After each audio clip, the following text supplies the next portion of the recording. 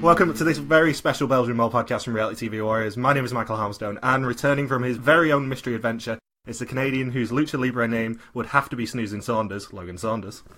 Good morning. And I'm very excited to be able to say a massive dag Gilles to, let's be honest, the best mole host we've ever spoken to, Gilles de Coster. Hi guys, how you doing? I'm so excited by this. In case anyone hasn't worked out from the past few podcasts, since Gilles messaged us and basically said, do you want me to do anything? I've been absolutely giddy by the prospect of getting to interview you, basically. Well, that's nice to hear. Thanks for having me. Back at the office, we're kind of amazed that people who speak English and who are from Canada and the UK are actually following the series. That never happened to us, or we didn't know about it, so we're as flabbergasted about that as you are, I guess. Yeah, it's like a very underground community online overall, I would say. It's a massive one. It's especially run through the website Bothers Bar, and Brig has sent in a few questions on that note, but there's a massive sort of English-speaking community for both the Dutch and the Belgian moles. That's great. I was really genuinely wasn't aware of that before someone told me that there was, or maybe one of you guys reached out on Twitter. I don't know how it happened, but we didn't know. The thing I'm wondering is who is the one that is doing the subtitles for you guys, because we obviously don't do it. So I'm thinking who is doing that? I don't even know. It's someone very lovely who just uploads the English subtitles, and luckily for me, as I've mentioned in the past few weeks, I know enough German and French to kind of get by to watch the Dutch subs as necessary, but there's someone who does it for both for the Dutch season, and there's someone who does it for Belgium as well. It's such a great resource for us, because, spoiling nothing, I love both shows, and they are some of the best shows on TV, and I'm not just saying that because you're here. I'm obsessed with both of them. No, well, that's very nice to hear. Thank you very much. We put a lot of effort in it, and a lot of thought and a lot of somewhat absurd discussions, me and my colleagues. So it's very nice to hear that people like it. Yeah, I'm so interested to hear how you guys plan these seasons, because what on earth goes through your mind to start the season with a coffin escape room? I think that basically was an idea that we had for some time, because we always want to have something that is visually that people will remember afterwards, which in this case I think worked pretty well. I think we maybe wanted to do it last year, but then we had the idea of, I don't know if you remember that, putting all the contestants into cars surrounding a plane, and then they had the first mindfuck of the game right before they were airborne. And then we liked that idea. And then when we got settled on Mexico, we thought, yeah, you know what? Dia de los Muertos is huge in Mexico. It's a national holiday. They celebrate death. It's a very Catholic country as well, so it fitted to do it there. And once you have that visual idea, the main challenge is to imagine a game, in this case an escape room, around it that is interesting to see, and that is interesting to follow, and that is fun to watch. And I'm glad to say that it's one we spent a lot of time on, and I'm very glad that it worked out the way it did. Yeah. So how involved in the production actually are you? As much as I can. Apart from the Mole, I host a weekly football program about Belgian football, which is very sad, but you know what? It's Belgian football, so there it is. So I have to say soccer for Logan, I think, no? Yeah, I've been in South America the past few weeks, so I went to my first Colombian soccer or football game, and there's no sporting event like that in Canada, I will say. Oh, I guess so. That's a little bit crazy. So I got a host of other shows to do, but mainly my main focus is on the Mole. So I follow it very closely. I participate in the brainstorms. We do some testing of the assignments as well beforehand, in which I participate. I do write some of the screenplay. So I try to be as involved as possible, because I think it makes a better host out of you if you know everything by heart and everyone. Oh, I completely agree, because we've seen in other Mole franchises that the hosts get really involved in it. I mean, ages and ages ago, we had one in the UK, and the guy who hosts it now basically showruns a lot of quiz shows and stuff, and he was heavily involved in the production. I think it just makes you better, because you can react very swiftly to things that are changing once you're shooting the thing. Also, the amount of time we put in selecting the right candidates, the 10 people we want to take on this trip, it results in us knowing them by heart. I see them for the first time. I know their kids' names, their pets' names, the kind of car they drive. So to me, it's important to be as immersed as I can, because I think it shows on television. There's just no denying that. Very true. And what do you think makes a good mole candidate? I have a very, very standard answer to that one. To be a good mole candidate, the first thing we'll look at is, do we want to go on a trip with these guys? Is this someone we want to take a vacation with? So we have to have a good feeling, but they have to post a little clip of themselves, which is the first thing we look at with every candidate. So that's the first thing. We have to have the feeling that, I want to know this guy or this girl. And the second thing is, be as different from the 9 others that we are going to select as you can. And of course, that's something you cannot do. But in the end, we're looking for a very diverse group. So once we start selecting them, and we have, for instance, if there are 3, engineers that we love, it's a little bit difficult, because you cannot leave with 3 engineers, because you want them to be as diverse as possible. So it's not an exact science, but first of all, it's a gut thing mainly. And then afterwards, when we're almost done, you have to have preferably 5 men, 5 women, if it's possible, coming from each of the 5 provinces we have in Belgium, in Flanders, I mean. Other than that, anything's possible. So, it's a difficult answer to give. But I feel that, in my case, the 3rd time in a row, we've managed to have a group of people.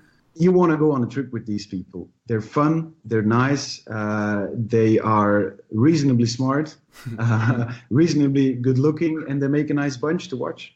I think you've hit the nail on the head there, because in the first episode, we said, basically, that this is one of the oldest average ages on any show worldwide, ever. 37.7, I think it was. And since then, we've only found one show that has an older age. Which is? American Celebrity Big Brother earlier this year apparently had an average age of about 39. But it's ridiculous for us to basically cover a show with that old an age, generally. And the casting has been spot on. You guys have done such a fantastic job on the casting, because I don't think there's been a single weak link in any of the 3 years that you've done it. I'm going to be brutally honest. I don't think there's been a single weak link. Everyone has played a part, and that's amazing. And you know what? It's a guess, of course. It's a wild hunch, because you never know if it's going to work out.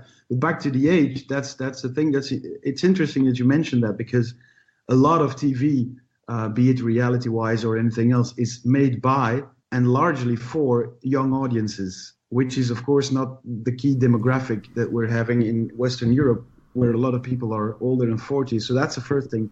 The second thing is that a lot of TV shows are made with celebrities. And The Mole is one of the last ones here in Belgium that is available and open to everyone, which to me is very important, because I prefer doing it with, people that are unknown, just regular citizens, as opposed to celebrities, which is not to say that we might never do a celebrity edition, but I'm very glad that we haven't done it already, that we stayed with the unknown characters. Have you ever seen any of the Dutch seasons, just out of interest? Yeah, I have, yeah. Especially the last one. I think they have just finished their, 18th? Yeah, they've just finished 18.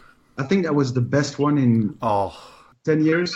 I was devastated at the time, because I'd been badgering these guys to watch Belgian Mole with me, because I've watched all 3 years as they've come out, basically. I was devastated we couldn't cover that Dutch season, because it was amazing. It was one of the best scenes I've ever seen. I was wrong, by the way, so I'm not a good mole hunter. It's so frustrating for me, because the website I mentioned earlier, Bother's Bar, where a lot of us nerds come together, basically, to talk about the various foreign versions of the mole, they run a suspect list every year, and I've notoriously gone either really well on it or really, really badly. The first year I did it, I got about 3 points out of 100. It was terrible, to the point where I lost by 1 point a couple of years ago. But I put Jan in the first week. I was onto him on the first week, and then I got convinced it wasn't him. I was so annoyed at myself. So you lost him? Oh, no. I lost purely because of that, because I would have got a clean sweep on it. I was so annoyed. I can understand that. I thought it was Olche. But to let you, this is a side of it you're not going to, or you're not able to experience, but knowing everything that happened and then seeing the reactions and people telling me after day one it's this or this or this or this guy, with so assured of themselves. That is maybe the hardest part, not to start laughing at them, because it's so nice, and people. They text me and I screenshot it, of course, every time to throw it back in their faces when their suspect leaves the show. That's the nice thing. It's everyone plays, and it's done in a good spirited way, which is very lovely. And to us, it's a God's gift, because we know everything, so we can laugh at. I bet you had so much fun with me being assured it was Steve from week 1, and then I'm like, week 5, for God's sake, it's not him. I am pleased with everyone, and there is something that I think it's a term that comes out of Holland. They call it tunnelvisie, which is you're in a tunnel, and once you're in a tunnel, and I can understand that very easily, because every candidate always does something sooner or later that will appear suspicious. So once you're in a tunnel, everything points to that candidate. I understand that. That phenomenon is my friend, because I love it when people are completely obsessed with one candidate, and then this candidate turns out to get the red screen and exits the show a couple of days later. Or Bertrand from last season, where he's focused on it not being one person. That was amazing. You probably could have executed him like 3 or 4 times in a row, and he still wouldn't have picked them all.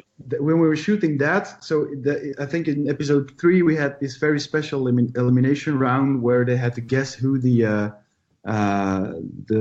candidate was, and then it was Bertrand, and he managed to save himself, and we thought, all right, so now he's going to change suspects. He didn't. So the next elimination, he was dead last again. So, and we had to wait for like 3 months to throw it in his face. Like, what? Just explain yourself. That's tunnel. He was convinced. I think he was on to Davy, which later was the winner of the series. And he thought, everyone has figured out it's Davy. I just had the least questions answered correctly, which is impossible that early in the game that everyone has figured out correctly who the mole is. But of course he didn't know that. So that was a very fun episode. Yeah. I have to admit, I was onto Davy that season, and I was shocked when it was Aline. Yeah, a lot of people were. Although the elder lady Annelies was the prime suspect last year. I love Annelies. Yeah, I love the older, slightly dopey characters. I just have a soft spot for people like Annelies. I really do. I do too. She's cool because she like the assignment with the diving bell. I know a lot of people who wouldn't just go near anything that, and she just did it. She didn't do it very well, but she did the mole hunting part very well, because she was onto Aline from very early in the very early stages of the show. So I love to have people that are 60, like Steve this year and Annelies last year, and then people like that are 21, like Lloyd this year, or Booba last year, he was 19. That's a nice thing to see these people getting along, even though sometimes they're a third of each one's age. How many people applied for this season? Just out of interest, do you know? No, I know the exact figure. It's 10,131. Wow. Which is a lot, because you have to... it's Flanders, so that's we have a total population of, I think, like 6 million, of which probably 3 million are potential candidates. And the thing we ask when you submit your candidacy is like, it's a lot of questions, meaning you're probably like typing for an hour on the computer to just answer these questions. Then you have to pull out some pictures and make a clip of yourself. So it's asking a lot. It's just not putting your name in a ballot and waiting for the result. So 10,000, it's a huge number, because last year it was 6,000. The first year it was 3,000. So it grows every year, which we take as a huge compliment. I know from experience, because I've done a couple of quiz shows, and the last one that I applied to was 100,000 people who applied. That's amazing. Which was a ridiculously large amount of people. So I know the sort of applications that you're talking about, with it being a lot of questions. And even when you get through the auditions, it's more questions than that, and it just keeps rolling on. And the thing is, it to us, it's a lot of work, because you need to be honest. So every contestant, everyone that puts in their name has to be... We need to see every clip, because the people deserve that. If they want to participate in the mole, and they go through the emotions of an hour of question answering, like what is your faith, are you sexually active? It's questions like that. So it's pretty immersive, and so we go through every one of them. So that's a huge lot of work, but we feel we have to do it because if they do it, then we have to as well. Yeah, I would not envy the position of having to go through over 10,000 applications to find the potential gold nuggets, but it certainly makes a great cast. You guys have done so well with it. Thank you. There's not a lot more I can say about that than I do not know how you guys do it spot on every year. There is no secret. It's a lot of effort because, the 10,000, I think 150 of them are invited to do a first interview, which lasts for an hour, and that is taped. So every one of us watches almost every single minute of these interviews. Like 30 or 40, they come back, I think, 2 or 3 times, and each time it's a 1-hour conversation that you have to watch and get through. And then there's endless debate with the other editors as to who we will pick. And as I mentioned, it's not an exact science, but the only thing we can do is put a lot of work in it and hope that we have the right group. And up until now, it worked every time. It's utterly gobsmacking how awesome these seasons are, basically, to us, especially with the language barrier as well. Because regardless of the fact that we do still get the English subs on it, it still takes a lot of attention for us. So it's well worth the effort for us to watch it. It's just utterly gobsmacking how good these seasons are. Well, thanks. I mean, I really appreciate that because it's as you mentioned, it has to be harder for you guys because a lot of the subtleties or little fun facts that are maybe based on local popular culture are not meant for you. So it's nice that you still get to enjoy it. Oh, do you have a trivia question about STDs as one of the things? That's not something I expected to learn about Belgian culture while watching your guys' show. Well, it's one of the things, you need 15 questions, so you might as well try to make them not too easy, not too hard, but fun. This is something we knew would bring some laughs to the table, or to the tequila table in that instance. And so we double-checked it. I don't know how we double-checked it. I suppose one of my colleagues called some statistic bureaus or maybe a hospital. But it checked out. And the fun fact was that Lloyd is a student in medicine, got to answer that question. We didn't know that, of course, beforehand, where he was going to be. Or the other, or Steve, who is a doctor. We didn't know where they were going to be at that assignment. So we try to, for us, humor is as important as all the rest. You have to have a good time watching it, and you need to be able to laugh at everything because it's often very funny. It's situational humor, but it's the little things. So we try to include them in every part of the game. Honestly, I think it is something that you can see running straight through Belgian Mole is the fact that you have such straight-laced things like you standing in the middle of the Mexican desert, and then you just pan to them being in coffins, and it's like, how the hell did they come up with this? Like, what sort of person comes up with this? Yeah, well, basically a person who's sleep-deprived or who had a little too much to drink. I don't know.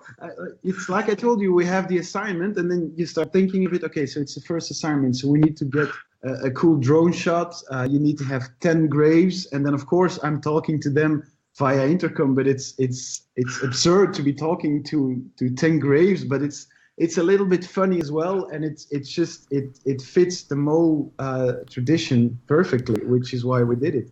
I genuinely don't know how you keep a straight face for everything. At that point. This is the start of a huge game, and for these 10 contestants, it's something they've been looking forward to for a couple of years. Behind me, there's a crew of 30, 35 men watching me. So if I fuck up, well, that helps not to start laughing. And sometimes, of course, things go wrong, or I need to repeat myself because I made a mistake. But I'm pretty good at when it matters. Not making mistakes because the game demands it. You have to keep that mysticism a little bit alive, even though it might look absurd to be, speaking to 10 graves. But equally absurd is to be sat at a table with a laptop and then typing names and giving people a red or green screens. It's when you think of it, it's absurd, but it's just that's the game, and everyone loves it because it carries such weight. But the important thing is to for us to to keep a balance between good natureship and a positive fun spirit, and a very how should I say this? It has to be a thriller as well. You have to be on edge when you watch it, and that's a very unique combination. And it's not easy to achieve, but again, hard work, and then you get there. Yeah, and Nick Gates, aka Brig, wants to know, why do you think the mole works in Belgium and the Netherlands and doesn't seem to work anywhere else? Is it the production, or is it sort of more of a national character thing? It's probably the production, and I don't mean this in a very, very arrogant way, because I haven't watched all of the international moles, but there have been a couple that have been too hastily put together. And the thing is, I don't believe it's very local, because this is a whodunit. This is like an Agatha Christie novel where you have to find who was the culprit. So that's a universal thing in pretty much a lot of TV series as well. So I don't believe that just that works in Holland and Belgium. No, so it has to be the care with which it's put together, and which everything is thought through. I completely agree. I would answer exactly the same, in that we had a revival of the Australian one a few years ago, and it just didn't work because they looked at Dutch Mole and went, I think we know what we're doing, but we're not 100%. And it kind of was a bit half-arsed. Yeah. I think I know the season you're referring to, and a lot of reality shows are very hastily put together. It's a given, and you cannot just expect 10 people to be brought in a country they don't know, then give them some crazy assignments, and then hope for the best. It doesn't work that way. It has to be meticulous, and I think that season particularly was not very good. So it's a pity, because the format deserves much better than that. Yeah, you can tell the love and attention that goes into Belgian and Dutch moles. It's astonishing. Well, thanks. Is there a particular type of assignment you enjoy watching? We had that question from Tony Quark on Reddit. Yeah, the Meet the Mole is something I always look forward to, because it's becoming challenging to imagine new Meet the Mole type assignments. So you know what I'm talking about, right? Like yes, it's my favourite type of challenge. So I'm like silently just pumping my fists in the air right now. Because it's very simple, and it's very pure, and it demands to me it makes the mole, and by which I mean the person, it makes him or her bigger, because they have to perform at a level that you maybe haven't seen them perform up until then. So it's hard. You don't get to be the mole by just sabotaging things behind, when the camera's not rolling. No, you have to be on edge so that's, to me, it sums it up. Other than that, it's very difficult to say beforehand, because every season, my favorite assignment is something I didn't expect. Like, for instance, this season, I have absolutely loved the cinema assignment, where they were with their family in the cars and they had to answer questions. That was so fun to watch. That was incredibly funny, and it worked incredibly well. And again, it was pretty straightforward. Answer questions. When you get it right, you get the choice if you leave or not. And it worked beautifully. And that's sometimes everything comes together. And so I would say Meet the Mole. And for this year, yeah, that assignment. Cinema Pub Quiz Chicken is how I heard that described. That pretty much is accurate, yeah.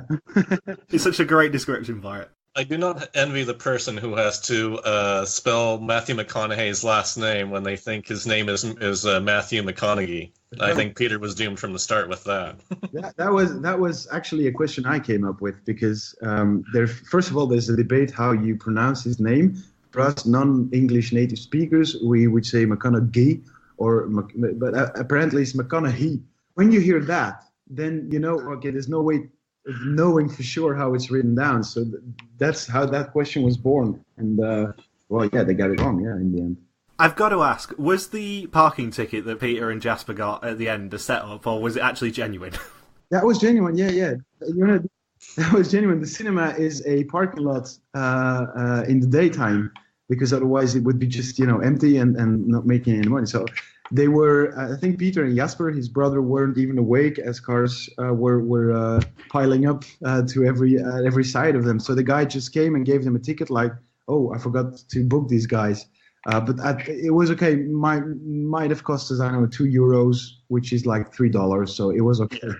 Did that come out of the pot or out of production? No, the production. Yeah, no, we don't punish our candidates for things like that. The group was pretty much good at taking money out of the pot themselves, so we didn't have to do that for them.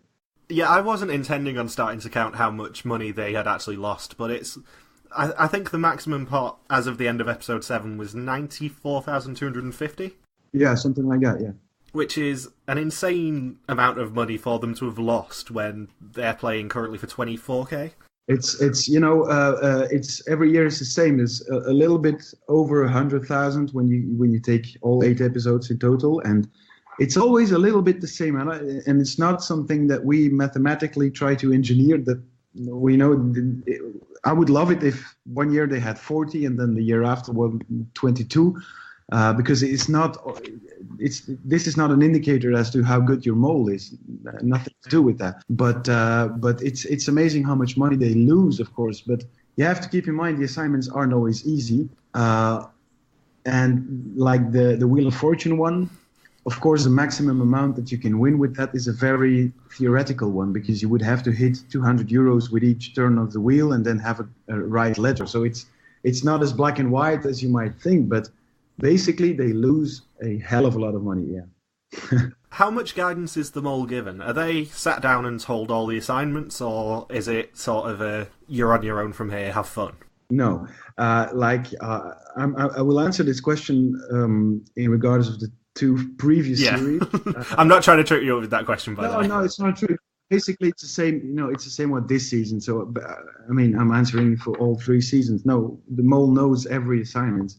And is briefed beforehand multiple times at the secret location in which I have to arrive very carefully, because if someone sees me go in a building with my famous Flemish face and then afterwards sees some guy entering it or some woman, so we're very, very secretive about that. But he gets like Gilles got a briefing, I think 5 or 6 times before we left. Eline maybe the same, and then every night we recap what's going to be happening the day after, because sometimes these things change. An assignment can change between the last briefing and when we're there, because the location has changed or whatever.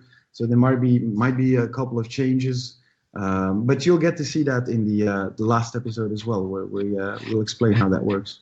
Yeah, because each franchise does it slightly differently, so I sort of wanted to work out how you guys did it. What always amazes me is the Dutch mole, in which they do the mole reveal in a live show in Amsterdam, and finally the mole just has to step forward, basically literally stepping forward, which to me is, I prefer the way we're doing it, when we get to make a whole show with special effects and some ominous music, and I think that's a little bit more cinematic to be doing the reveal, which, by the way, will be this Sunday, because I've seen some online chatter as to people who would think that we would maybe doing it only the week afterward as a surprise. It's not the case. So 2 more days, and then the identity of the mole will be known. That was going to be a question, because we were going back and forth on this week's recap about whether you guys were going to do keeping the reveal till the reunion. Yeah, I know. I heard that. It will be in traditional fashion. It has been taped in Mexico. It will be aired, Sunday evening. I was this close to going to the live finale in Amsterdam this year, but annoyingly, I wouldn't have been able to get the time off work because I was off the week after. I was so close, because it was a great season. Well, maybe you should. We always do it in a cinema event where people can watch the grand finale in 3 separate cinema. I can't find the word. Screens, that's it. 3 different screens, and it's people. Basically, these are people that have been hunting the mole, a bit like on the forum you mentioned. If they're on to someone and they answer a final question list about 20 questions about their mole correctly, they get invited. So it's like 500 people in each screen, and then there's a couple of VIP and guest screens as well. So it's a huge event with like. Maybe last year we were 2,000 people, and with an after party afterwards, and that's very nice. So if you try to have some time of work, maybe not this Sunday, that's a little bit close for you, but next year, drop me a line and I'll put you on the list. Oh, I will hold you to that. I promise you I will hold you that, because that would be amazing. Yeah, it's nice. You get to meet all of the candidates. Of course, everyone's there, and it's nice. To us as well. It's a genuinely fine way of closing the show, because you get to meet everyone who's been so enthusiastic about it, and everyone has been tweeting and writing things, and it's nice. There's a vibe. There's a very positive vibe of all people. Everyone's very enthusiastic about the finale. So it's nice. It's a fun evening. Have you started planning for next year yet, or? Yes, we have. Yes, as a matter of fact, we have. Yeah, because we've been airing a little bit later this year than we have the 2 previous years. So we have a little team that has started writing up some assignments and researching some countries, and I think we'll be deciding on the country we will be leaving to like next week or something. And then, is Canada on that short list? I can't answer that, Logan. I'm sorry. No, no way. If Canada or the UK are on the shortlist, let us know off air so that we can just accidentally stumble across the production. That's all we're saying. Accidentally, of course, yeah. I wouldn't even recognize you guys, so you could do it. I wouldn't even know about it. So. Oh, you'd hear me coming. Trust me.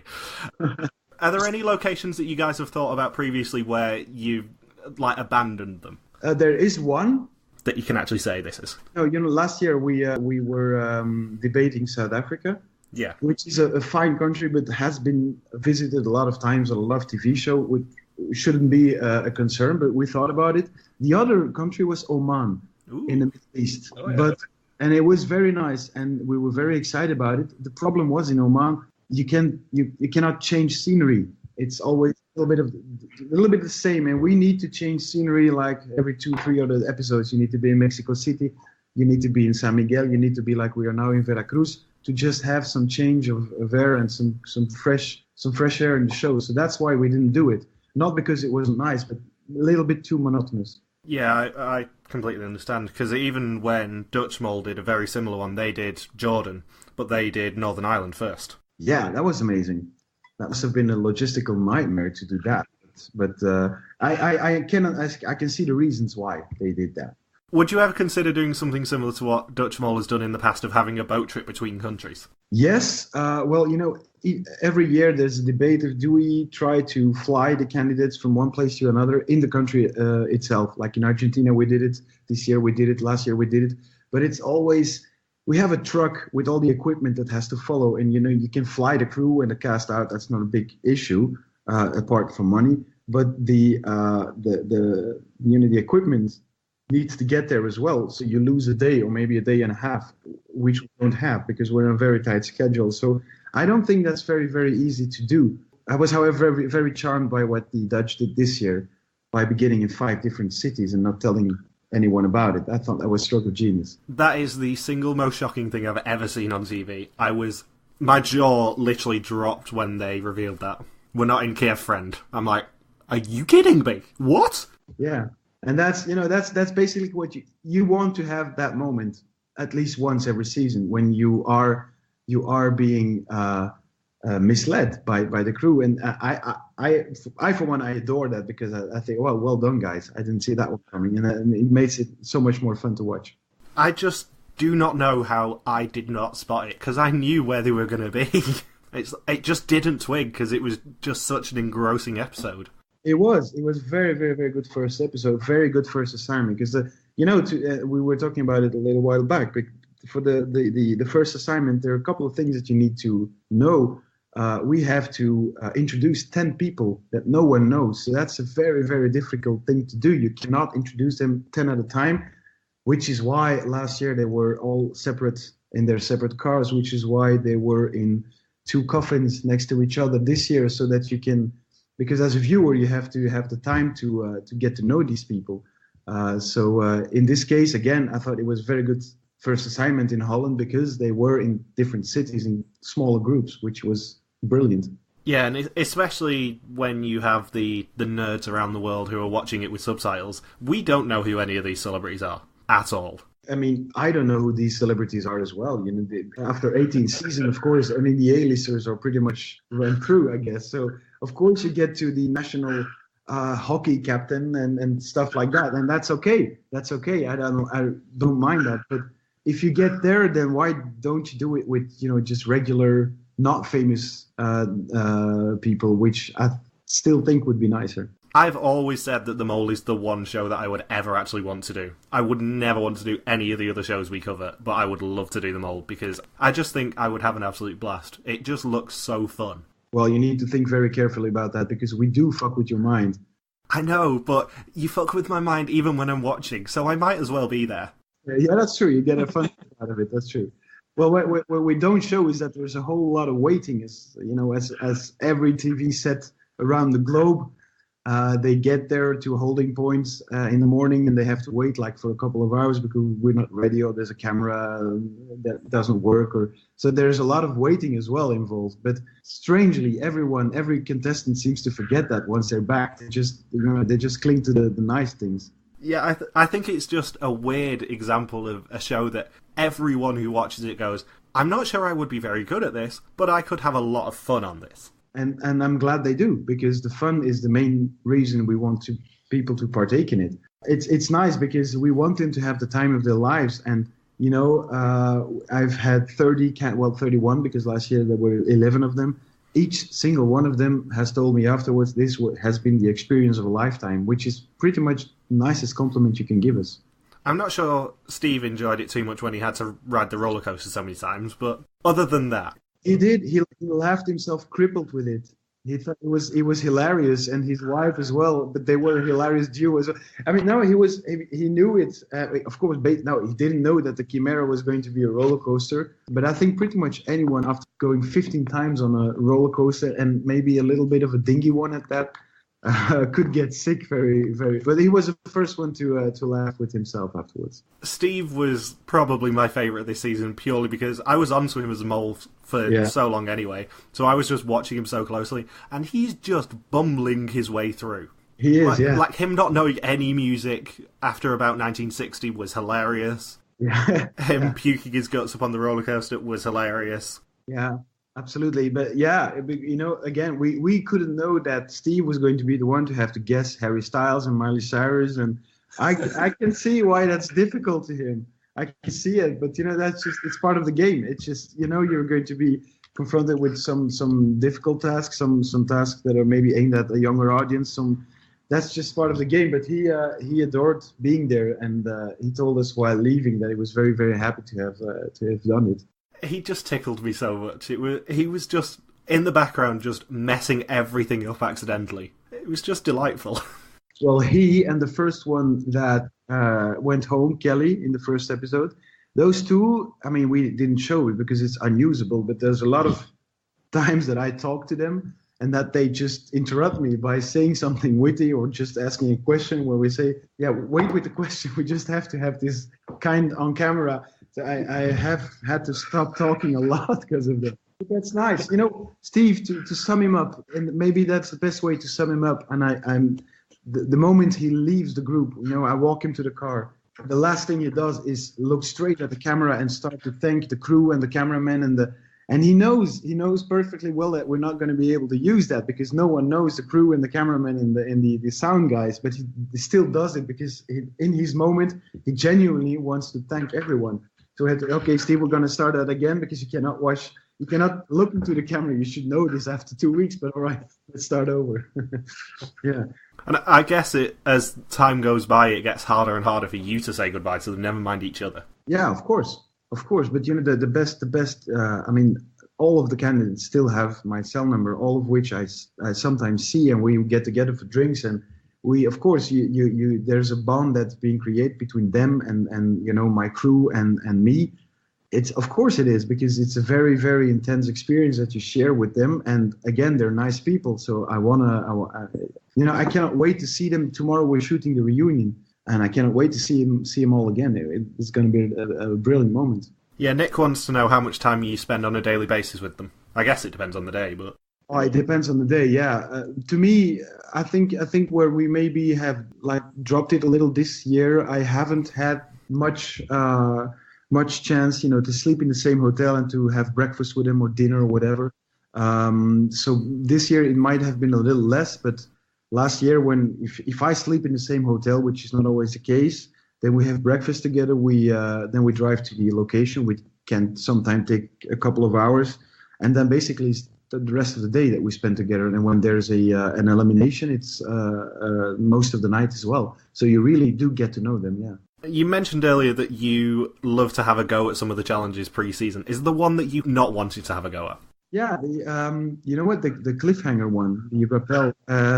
A couple of years back, when I was still a lot of years back actually, I was in Boy Scouting and I did that kind of thing all the time because I loved it. But I don't know, for some reason I am very distrustful of cables snapping at my weight, so I don't want to hang from a cable. I'm genuinely afraid of that. 2 years back, I did the bridge assignment. You know, where they hung on a bridge and you had to cut yourself loose and then fall into the water.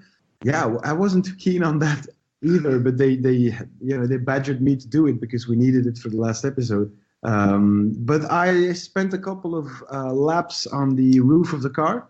I did that just to try it out. It was fun.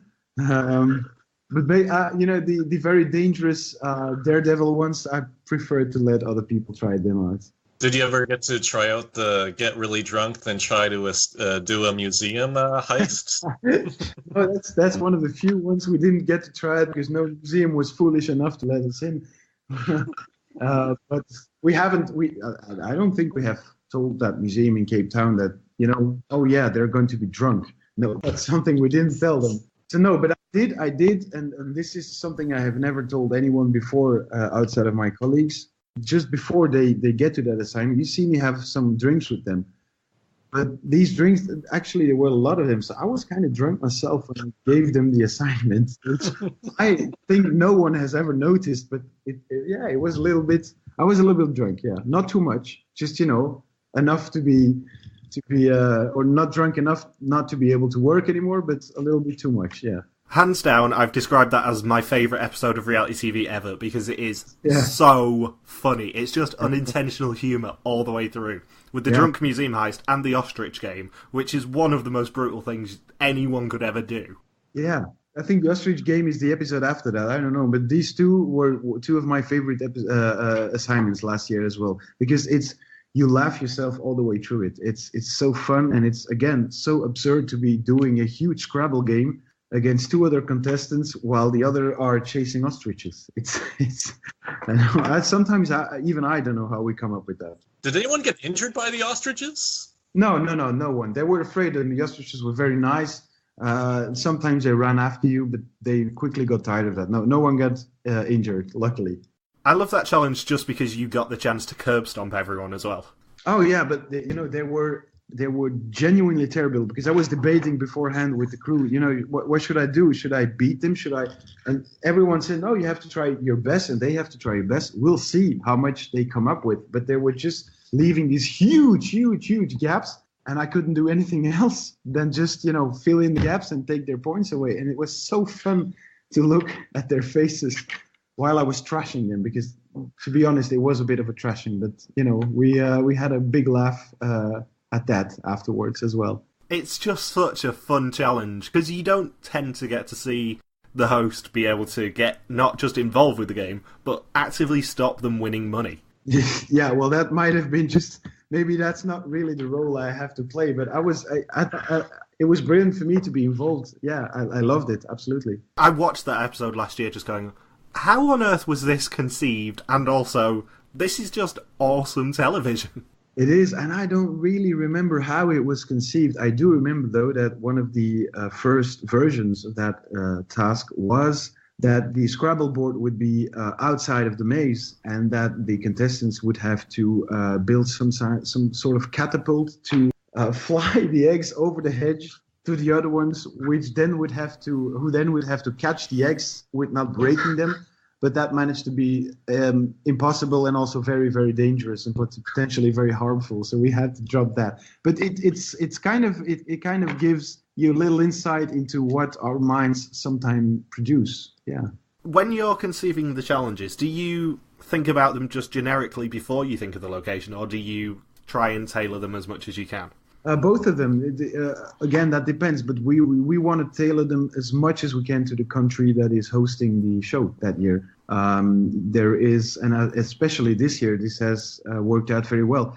This series could have been shot only in Mexico, I think, because it's the vibe is there, the colors are there, the food is there, the music is there, the culture is there, and that's very important to us. Also, it gives us inspiration. It gives us a lot of inspiration. If we were to do a Canadian show, I can assure you that we will have some ice hockey in it because it's such a huge thing in Canada. So we try to think that way without being too cliche, but to us, ice hockey is pretty much unknown, so it gives us a whole lot of possibilities. Imagine a game around it. The weird thing for us is that Logan hates ice hockey and I love it. Yeah. I went to an NHL game when I was in Canada last year, and That's Logan really hates it. He prefers baseball. Yeah. We might do something with moose then. I don't know. It's you really try to make the country alive. Did you guys ever consider doing a Dia de los Muertos themed reveal this year, with it being Mexico? What do you mean? Have it be actually as part of a festival, and then have them all take the mask off, like in the pre-season ads with the Hebjamaiga Mist. The problem with that is that it's hugely expensive and very much an unknown for us, because we have to shoot the final on a very specific day, because afterwards, the day after, our tickets are booked back to Europe. So you have to be sure that you can shoot it. But the idea of a festival, which are very huge in Mexico, was there from the very beginning, and that's why we did that threefold assignment in episode 3, where they have to participate in the preparations of a little town party or town festival. You know which one I'm talking about, with the piñata sombreros. That was actually genuinely in La Valenciana. That little town was there to have a festive night, and we took advantage of that. Because it's such a huge thing in Mexico. But to be doing the final on something like that, I think there would be too much unknown variables with which we cannot work, because we have to be, we have to fly back the day afterwards. So if anything goes wrong, then we're fucked basically. So yeah, I think it's more of a sort of Dutch style reveal anyway, waiting until the end and having them take the mask off. Yeah. But I just thought it might be a cool thing when I was watching the ads pre-season. No, we did find a very cool location to the final, which you will see Sunday. Yeah, kind of a bull ring. I don't know if it's only bulls. I don't know exactly, but it's very cool. It's very nicely lit up at night, and it's still very much Mexico. So I think we pulled that through as well. Yeah, I'm always intrigued by reveal locations. I'm not gonna lie. It always intrigues me how you guys do it. Well, I imagine the key is to light it correctly, because in Argentina we just were in a meadow, in a field, and the 3 contestants were under trees which were miles apart. No one knows that, but it was a lot of walking that day or that night. And then last year we did it inside a game reserve on a little picnic area, but we lit it in such a way that it still had some kind of cool mystic location vibe about it, and I think this year we managed that as well. Is there a system that you guys have changed since the final 3 that you guys had in Argentina, where there was the double tie at the end of the season? Was that a bit of a let's try to figure out how to avoid the situation again in the future? No, we just have to be prepared for it. Sometimes you will have a tie, and sometimes you will not. And if you have a tie, you have to be prepared for it. Not a lot of people know that, but every assignment, which is one of the things I do, gets written out, and all the regulations get written out, because it has to go through a lawyer to be sure that if after the game a contestant is not happy and he demands to see the regulations, everything has to have happened. We need to follow our own rules. We cannot just change them because we want one person to win and not the other. So we're bound by that. We're very bound by that. So we just have to be ready for every case. Also, the fact that there was a tie in Argentina between Hannah and Kathy, we thought it was amazing. They were the 2 best candidates, and they were tied down right up until the last minute. That's a brilliant way to end it. Yeah, except I don't think that's really happened before in American or Australian or Michael, do you know anything about with the Dutch franchise that there's been a tie either? Not that I know of. No, there has been a case in Belgium, but that was back in 99 or 2000. One of the first series ever made, which was done by my production company as well, where in the final you had the mole, the winner, and then the loser, but the loser was still sure that the winner was the mole. So only one person had figured out the riddle. Only one person knew who the mole was. And of course, she became the winner. I think to me, that's amazing. So there was one person who has been misled right up until the end. And she thought that the winner was the mole. That happened just once back then. I don't know of another instance of that. Weirdly, it's happened in the past 2 Dutch ones. Well, in the past 2 Dutch ones, Ruben was the only person to get Jan. And they had the wonderful... You mentioned it, of course, yeah. They had the wonderful situation the year before where the winner suspected the mole suspected the loser suspected the winner. Right, yeah, now to mention it. Yeah, I'm very much focused on my own series right now. So, yeah, that's great. I mean, that's amazing. But on the other hand, it needs to be doable to find the mole. I'm very pleased that, like as of right now, we got 3 guys left. All 3 of them have pretty much 33% of the votes behind them when you see the online polling about it. And I think that's good. But I would still prefer it if the right person would have like 40 and the 2 other 30, because you need to be able to figure out who it is, even though that has a very, very great deal to do with luck. Do you ever worry that some of the clues are a little bit too hard? Yes, that's maybe our main concern. That's a very good question. It's a huge concern. Do we have to keep on putting clues in the show? Because it's a vicious circle. The harder we make them, the more people than the year after that will be looking into nooks and crannies and corners where we wouldn't dream of putting any hints. And it should remain something that is on the side for those who want to go look for it. So it's a very, very, very hard debate that we have every year, because you don't want to end up with having clues that no one finds interesting because they're impossible to find. So that's a real, genuine danger. On the other hand, this year there were some phone numbers hidden in the game. They have been found, which is absolutely lovely, because that was the only reason we put them in there, to be found by guys like you or guys that watch every episode like 2-3 times. So it's a very difficult balancing act for us. Have you got a favourite clue that you've used in the past? I'm not necessarily talking about this season, because obviously I'll then work out what you're referring to if you talk about this season. I do have a favourite clue, but it was not in my season. It was in one of the 3 original seasons, so back 20 years back, when there wasn't any Twitter or any other social media. There was hardly any internet, so it was doable back then to do that. And the clue was, and it was, you just have to come up with it. But if you took the presenter's first word in every episode, that made a sentence at the end. Every episode back then it started with Michiel, my predecessor, which would then he would talk a little bit in the camera, and then there would be the opening credits and the show would begin. And the first word of that made, and I can tell you in Dutch, de mol is Hugo en Hugo alleen natuurlijk, which translates to roughly, Hugo is the mole and only Hugo, of course.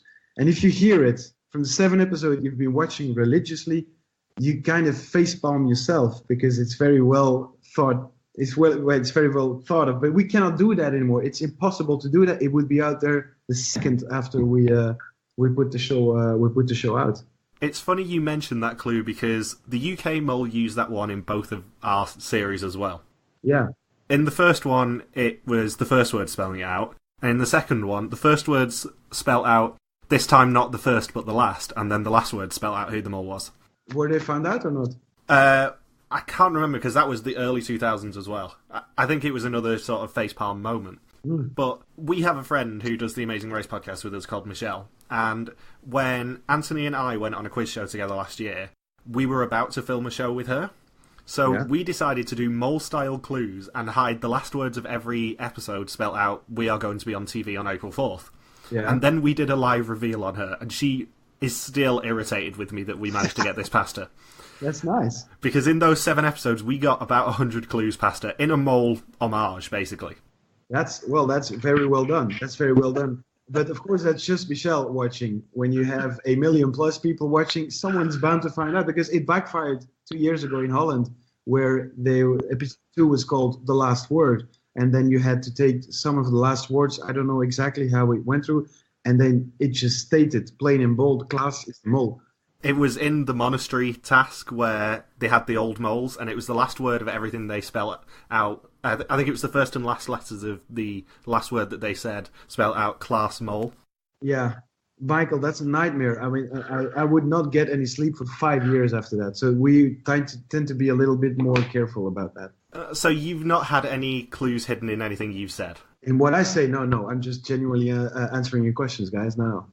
No, I mean on the show. I don't necessarily mean when you're talking to us. Oh, I'm not commenting on that either. Damn it. Well, nice try. Yeah, I'm trying. You'll see. It's just in 10 days. You'll see if there were any clues, because even that isn't sure. Of course, we might not have put in clues this year. I mean, that's possible as well. You're too good at this.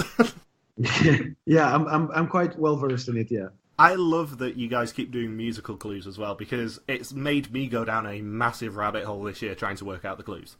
Yeah. Well, I mean, we did that the 2 previous years. There was a whole lot of clues in the music.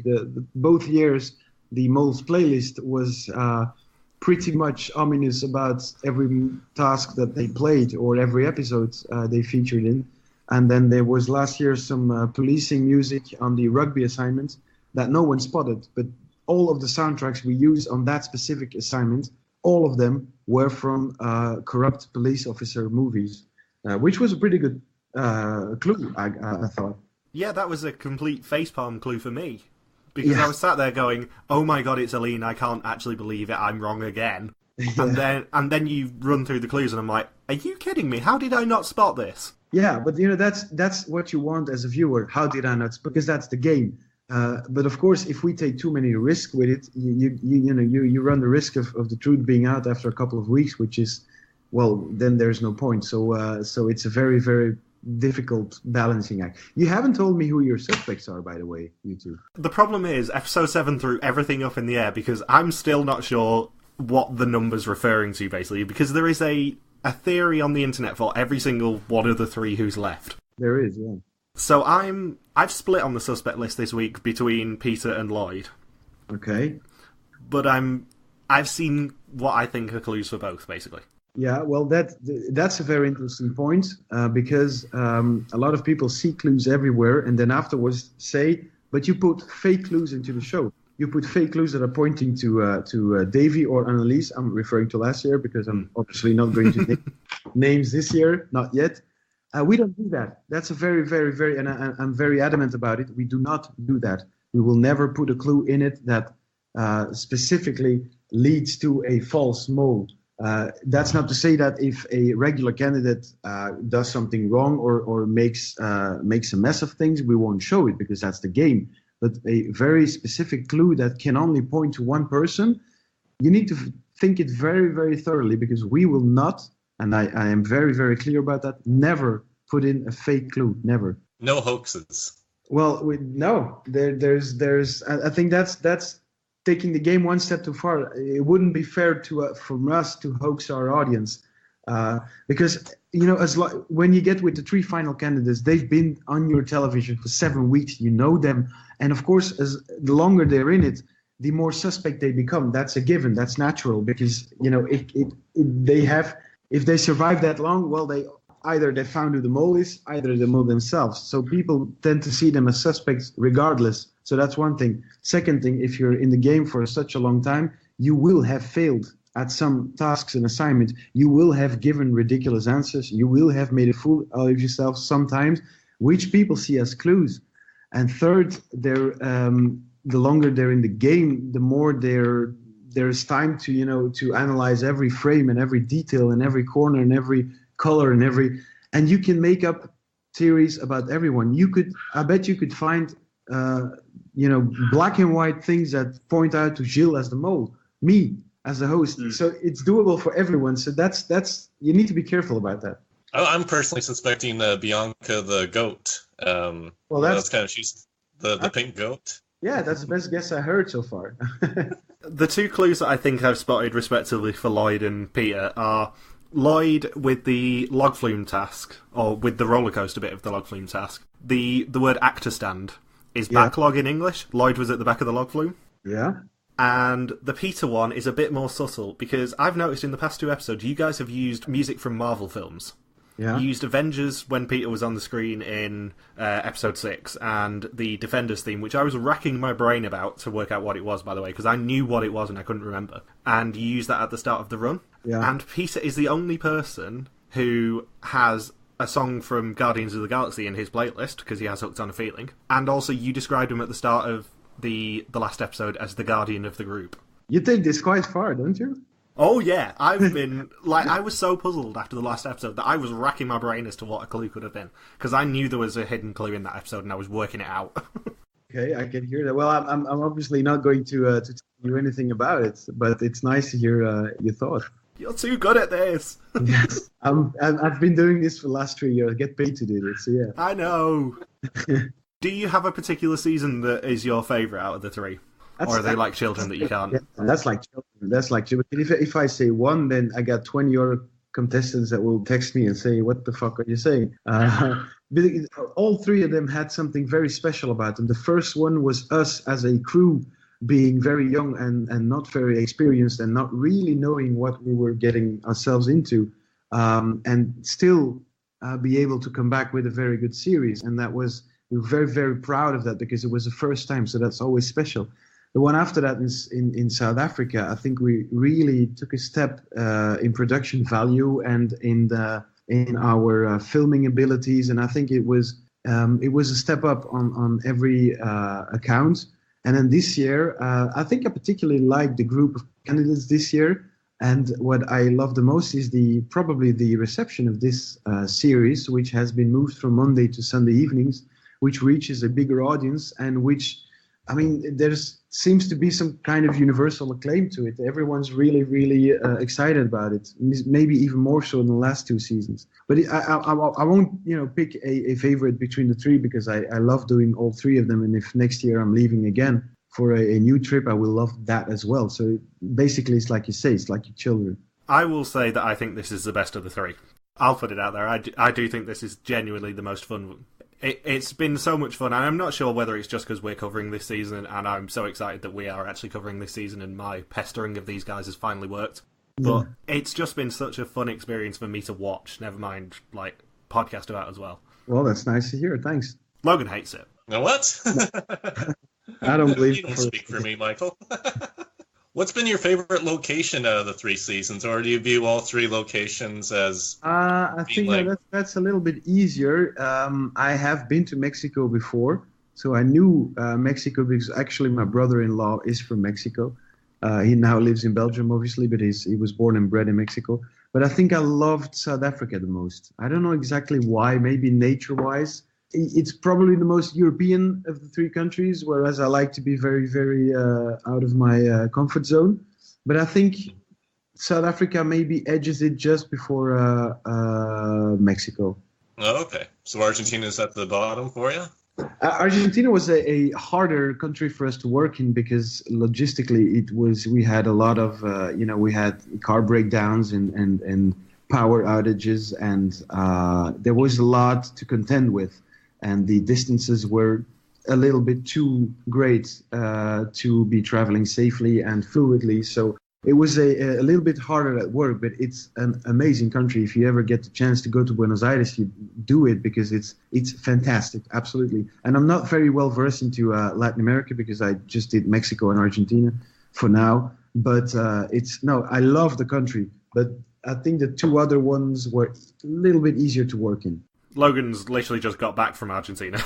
Yeah, the power outages I can definitely identify with. Yeah. So were there any locations where you sort of didn't feel safe necessarily? No, not at all. People have been warning us. Mexico has had a spell of atrocious criminal activity, but that's mainly up around the border with the U.S. and to the west of Mexico City. Down towards Acapulco, the state of Guerrero, which is why these states were left out. We didn't visit these states because they're nice, but people told us you should avoid it. But then they told us about Veracruz. You need to be aware that in the evening you shouldn't walk outside your hotel. We did that regardless, and we didn't feel unsafe for one moment. Same thing in Johannesburg in South Africa. We had a security team with us we didn't feel unsafe at no point in these 3 years did we feel unsafe. Maybe the time where that was maybe the closest to unsafe was when we were in the park in Mexico City doing with the game with the bike and the packages. There were some guys, I think they had been eating or sniffing glue for like their whole lives. They were a little bit of a nuisance, but it was okay. I mean, we didn't feel unsafe, not at all. They were nice, but they were just, a little bit out there. Have you guys ever come close to being busted by fans of the show? Not necessarily by fans, but of course, when we see Belgians, that can be dangerous. Not because, first of all, there's secrecy about the location we're shooting up until when we're back, because we don't want people to run up to us and say hi and watch the recordings and watch the shooting, because it has to stay a secret. So much more important than that is if we get spotted and they take a picture of me with, say, the last 4. Yeah, well, that's you don't want that to happen. So we're on the lookout. But Belgians have a way of announcing themselves or of looking very Belgian. So they look it, and when I heard even the faintest words of Flemish or Dutch, I typically duck into a car. I'm the only one who can get recognized. All the other guys are not really known, so I'm the only one who needs to be. And in South Africa, we kind of maybe like 3 or 4 times ran into Belgians. Then I told them I was shooting a show that has been off the air for, I don't know, 10 years. And they believed it. They bought it every single time. Oh, yeah, okay, good luck, have fun. Whereas, of course, now, I don't know, I think I could pull that off anymore, because everyone knows I'm the presenter of the host of the Mole. So, but it's a genuine concern, of course, which is one of the reasons why we go so far away. We will not be shooting this in southern France or in the UK or Germany, because there are just too many Belgians there. You always have to consider how many Belgians there are around. Yeah, there's that, and there's the idea of making a dream journey to somewhere you wouldn't be otherwise, and in a country where in November, December, the time we're shooting of year, there's enough sunlight. Because if you don't have enough sunlight, then your day is very short, and then you don't have enough time to shoot what you want to shoot. And people are also a little bit cloudy when it's cloudy. So the sun helps a lot. So good climate, nice country, far away, no Belgians. Did you ever consider how mean it was to eliminate Ruth in that manner with the paint-filled taxi? Yes, for hours. But the thing is, we were absolutely sure that the group would take her back. We thought that we were a little afraid of that assignment, because we thought it would be a non-event where everyone would just vote for her to come back, because that was, that meant 5,000 euros. But the game had started, and they just discarded her.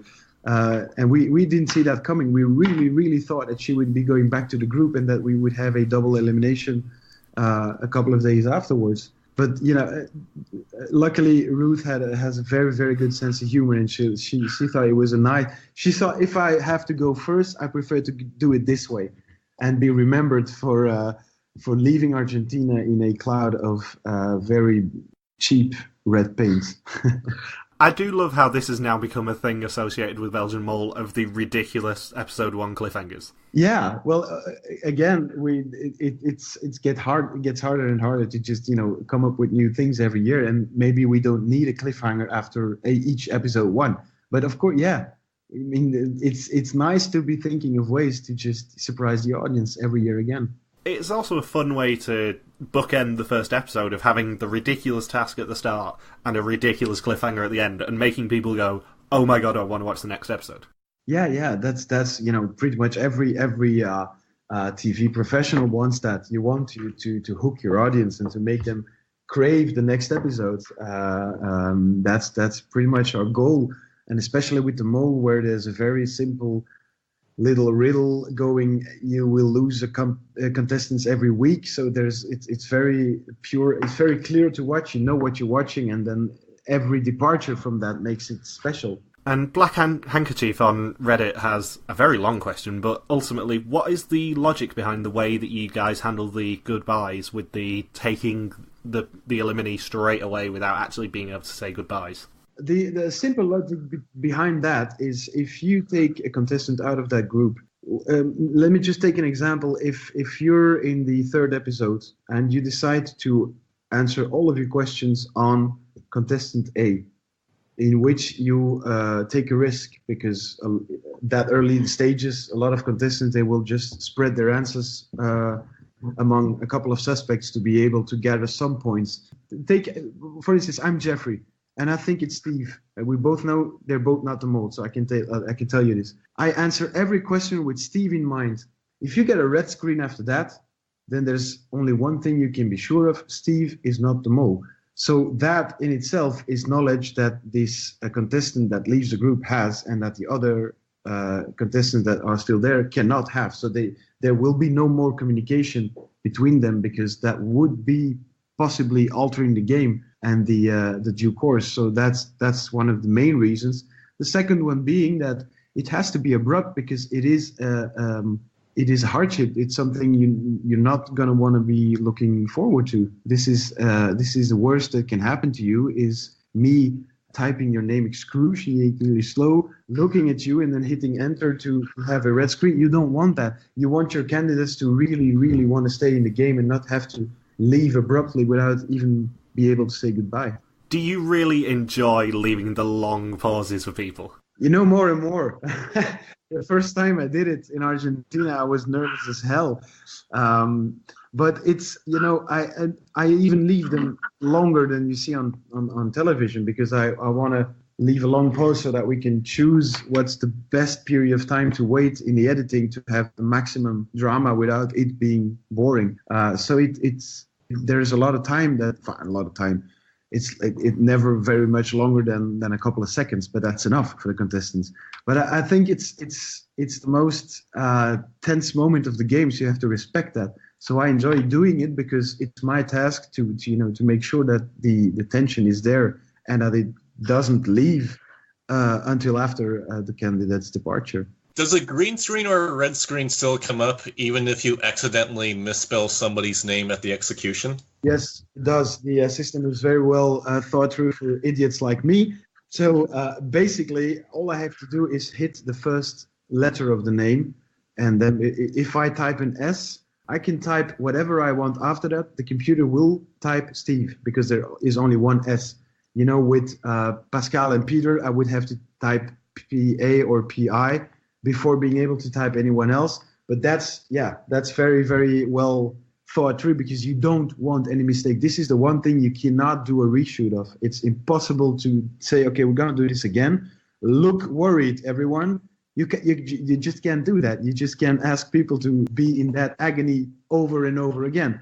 And so, all the names will have by default a green screen, and we have to indicate which one will receive the red screen. And I think we quadruple check that like every 5 minutes before we start the shooting. Is it still okay? Red screen? Yeah, because you cannot afford to reshoot that. Do they go home immediately, or are they sequestered? That's something we don't tell people. Yeah. That's something I'm really interested in as well. No, but the only thing that has to happen, and afterwards it's your imagination that has to decide what we do with it, but the people that are going away with us on the mole experience have to be absent from not home but public life for 3 weeks, to the whole duration, so that if afterwards I say, oh, but Michael, you were in the mole, but I saw you were like gone for 5 days, so you cannot be the mole or a finalist. We don't want that to happen. So they have to be off the grid. That's basically it for 3 weeks. The way we do that, exactly, we have some very foolproof systems, but that's, maybe a little bit of a trade secret. That was what I suspected was going to be the answer, was that actually they have to be absent from public life, if nothing else. First time of the evening, I need to pull the trade secret card, so we're doing fine so far. Over an hour in, and we're only just at trade secrets. Is there an extra prize for the mole if nobody figures out who the mole is at the final 3? No, that would be very, very that would be terrible, actually. No, we want contestants to find out who the mole is, and it is impossible not to find out who the mole is. They spend 24 hours together, a day together, so there will always inevitably be one or more candidates that figure out who the mole is. So no, there's no extra prize. And some people think that the money not won or sabotaged by the mole is going to the mole. That's not true either. That would be very, very wrong, because then you would have a mole who might sabotage everything just because, we would get a huge payoff in the end. So no, we do have something for the mole. We paid because, of course, the mole is an accomplice to us, and so he or she gets paid a little for what he or she has done, but nothing more than that. Yeah, some of the seasons have had it where the mole gets everything not won as long as they go without being suspected in the final test. I think that's a wrong approach. You need the goal is to find out the mole. The goal is not to not find out the mole, because then everyone. No, you have to find out the mole. You need a reveal in the end when there's one or more contestants that have it right. That's to me, that's the spirit of the game. They've come really close in the American version where no one's figured it out. I know in one of the celebrity versions, no one figured it out until the final round, and then they've had one where somebody knew who it was, and then they changed their mind to the other suspect in the very final round. Well, that's lucky, because basically it's like that phone number thing. We are glad that it was spotted, because if no one had spotted it, then you don't really have much of a clue to tell people about. So if no one knows who the mole is, then why the hell did we shoot this series? Yeah, I know you want it to be doable to find the mole. Otherwise, you don't start watching it, because it's impossible to do, you think. Was there any loved ones who got really close to suspecting their candidate in any of the 3 seasons? Each and every year, there's always some loved ones who are either very, very sure that their candidate is not the mole, in which case they probably are the mole, and then the other way around, where they're very, very sure that I'm sure that my brother is the mole, I'm sure that my father is the mole, in which case they're probably not. That depends on the relationship they have. They like to think that their candidate is the mole, because that would make it awesome.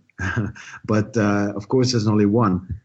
So most of them get it wrong either. And they are just, they're with us for 2 or 3 days, which is maybe just not long enough to really, really get to know the other ones and see suspicious behavior.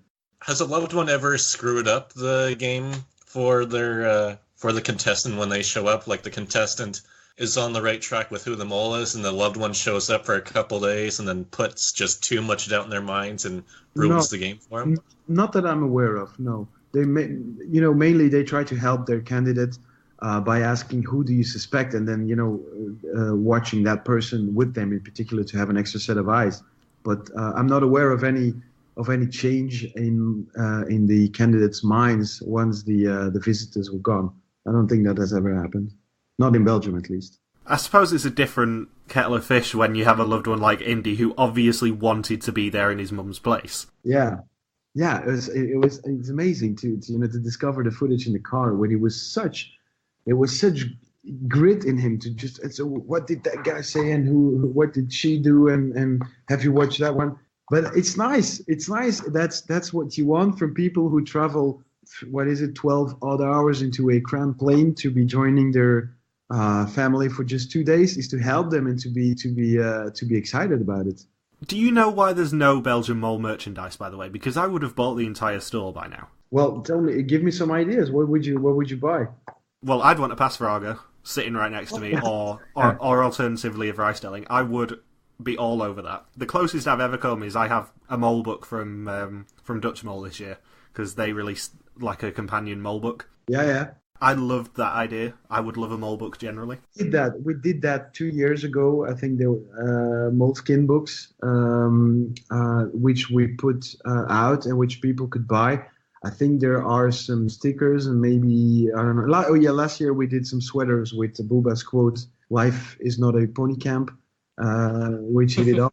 But other than that, no, I haven't even thought of it. That worthless pieces of wood with our logo engraved on it could sell, but you're... Yeah, I would be all over that. Some shares in that, yeah.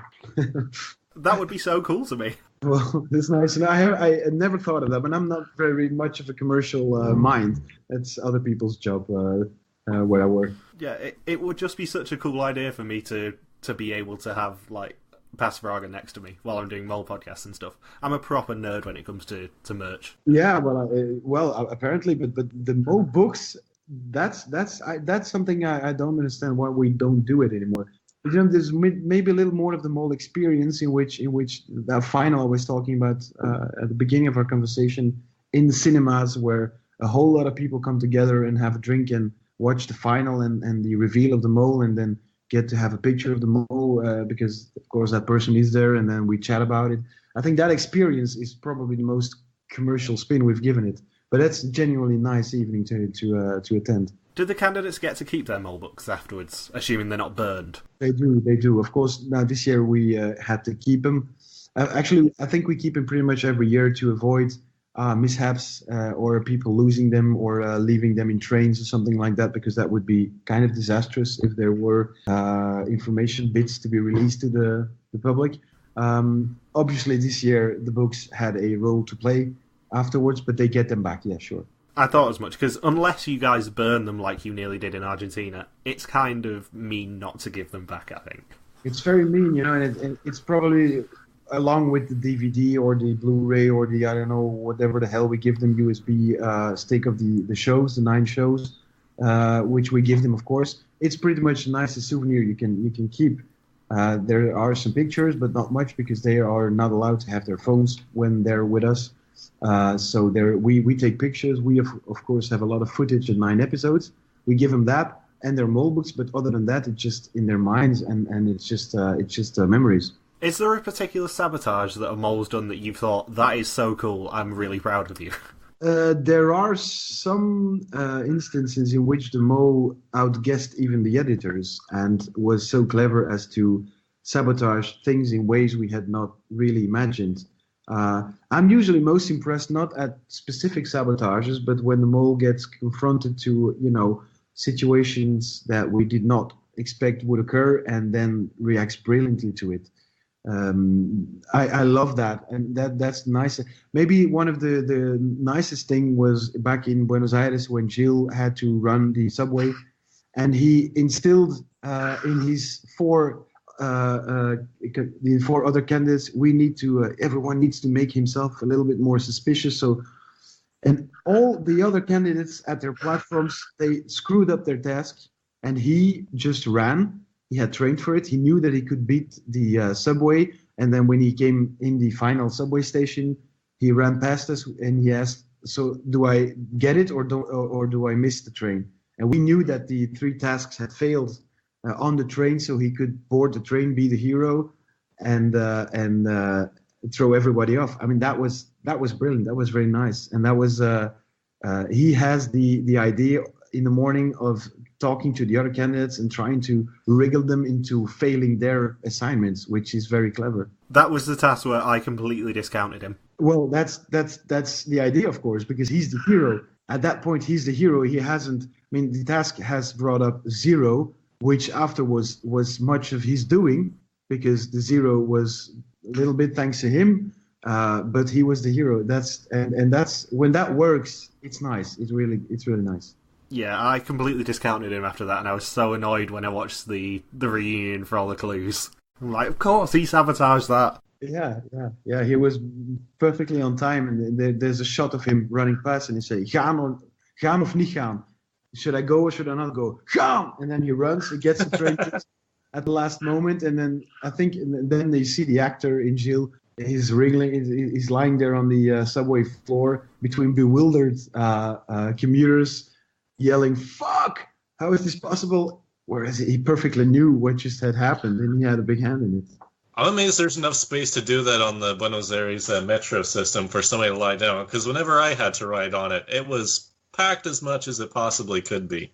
It was a Sunday, and so that means it's a little bit less packed than usually. It was also a subway line that is not the most busy of the town, and I think it was probably somewhere around 10 or 11-ish, which means... Okay, so after all the rush hour and stuff. Yeah, but we tried that, actually. I mean, I got a colleague who did that twice. He ran twice against the subway just to be sure it was doable and it was manageable, and to know how much time the different assignments on the ongoing stations had. So we kind of test these things to the extreme to be sure that the assignment will hold.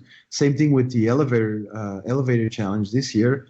We needed to know how much time the elevator had to stop at each floor to be able to have a fighting chance if you were to take the stairs. If the elevator would have opened and closed, yeah, no one would have a chance against the elevator, but it had to be doable. So all these things, that's like a little bit mathematics where we figure out how much time, how difficult the question needs to be, how far away the question needs to be from the elevator. All of that is tested very thoroughly before we leave. Is there a particular challenge that you guys wish you could have done and then had to abandon? Lots of them, but sometimes these challenges get a second chance in a year after. So I'm not really. There are a couple of challenges which still have up our sleeves, but we might want to reuse in future series.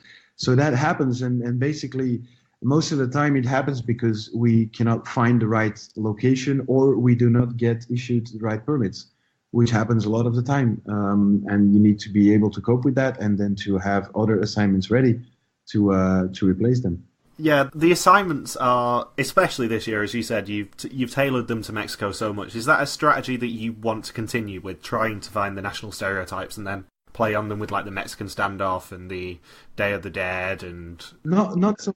Yeah, well, yes, I want that, but not so much the stereotype as the local culture and the vibe and the colors that you get when you're there. You want to have these kind of elements in your show.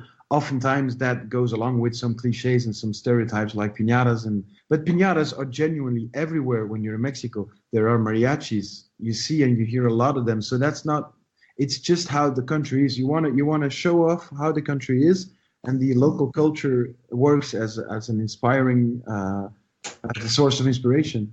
Yeah, the best shows like Belgian Mole are ones where the location is another character, I think. Is the best way I can describe it. And it's a very good way to describe it. And last year, especially, we had news articles in the media during the airing of the South African episodes, whereas there were some travel agency that had a very clear spike of questions about South Africa, and that a lot of people were booking trips to South Africa because they had seen the mole and they wanted to go there. That's very nice to see. I won't lie, I do that tactic all the time. I watch these sort of shows and go, I really want to go there now. I've never wanted to before, but I really want to now.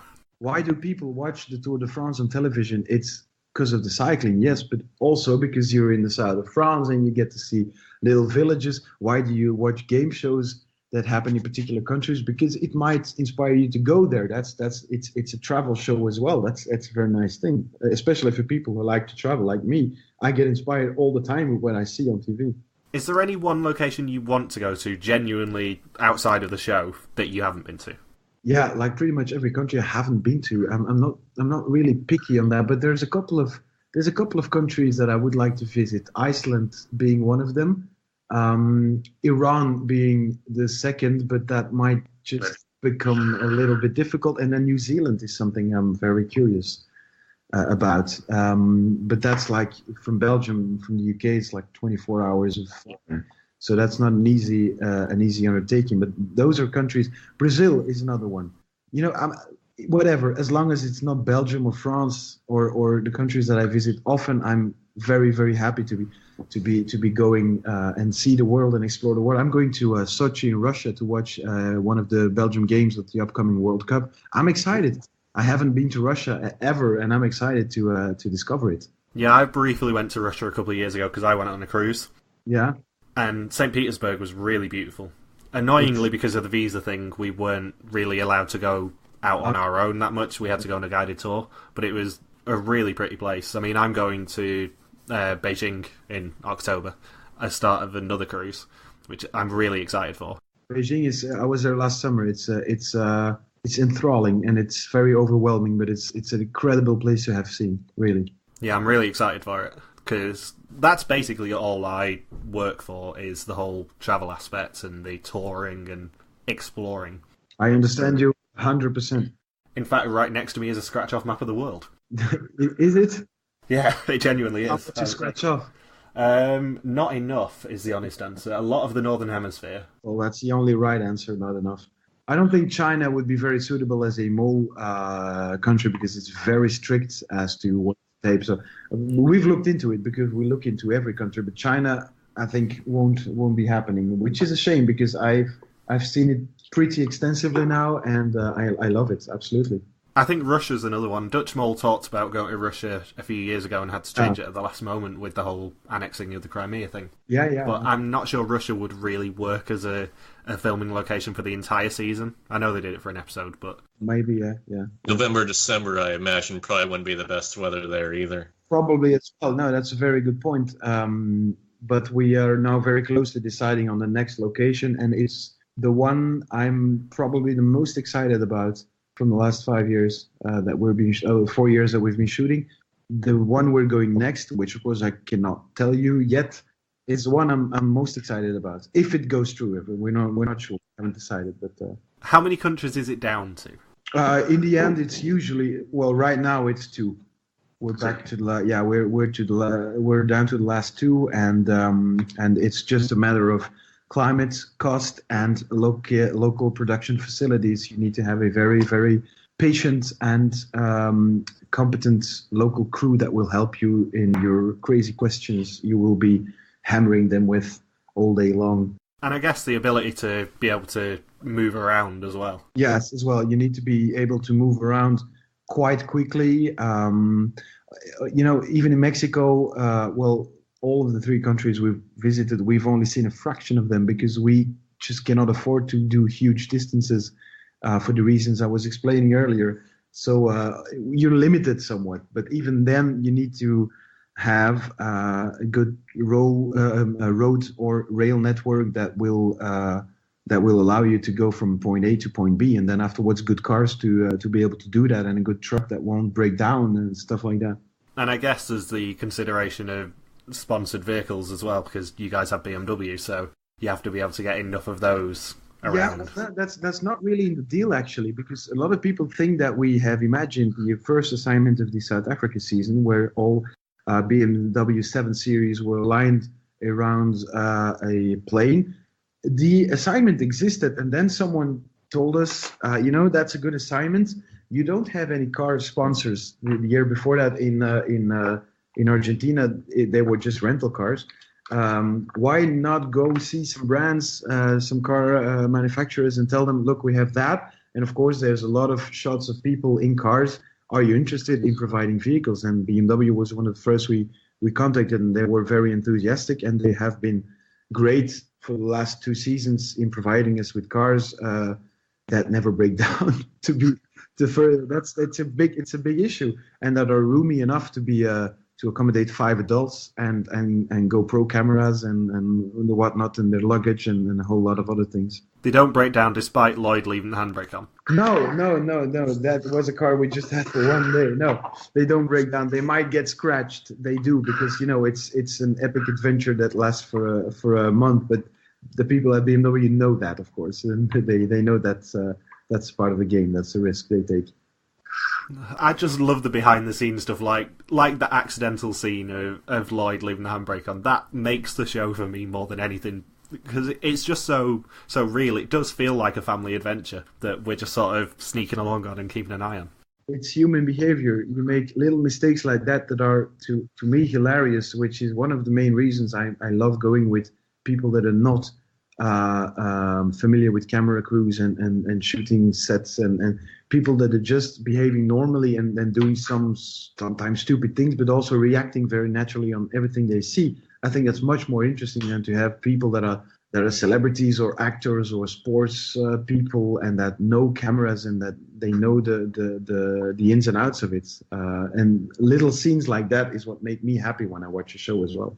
Do you think you have the coolest job in the world? Because I do. Yeah, I think I might be able to have a contest with I don't know, Bono or Lionel Messi, but I'm pretty much I might be happier in my job than they are with theirs. I love it, I absolutely love it, and I've been saying this for like 3 years. It's an honor to be able to make this show and to to share with a world of enthusiast viewers. It's incredible. It's incredibly nice. It's a feeling that you cannot describe. Having that kind of reception of the work you've been putting so many hours in, and with all the details you've been losing sleep about. It's so nice to see people reacting positively about that. So yes, I'm pretty much have the coolest job in the world, and I get to see the world with that and getting paid for it. So yeah. Yeah, I've always said that hosting this sort of show and producing it would be amazing. It is. It's so jealousy-inducing. Yeah, well, I'm sorry about that, but yeah. There's not a lot you can do about that. No, not too much. No. Have you got any more questions, Logan? Yeah. I guess there was one.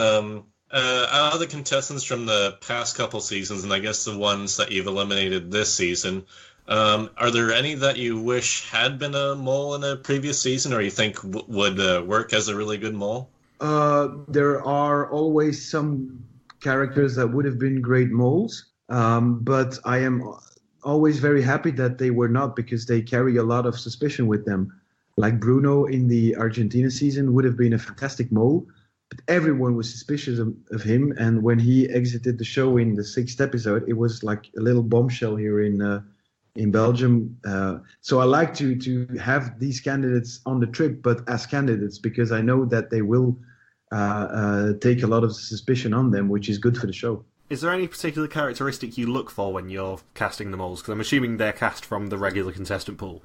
That's another thing that we don't shed any light on. So basically, there's only two possibilities. Either we approach someone, ask him, you want to be the mole, and then ask him to send in his application form and just do everything the same as all the other candidates do.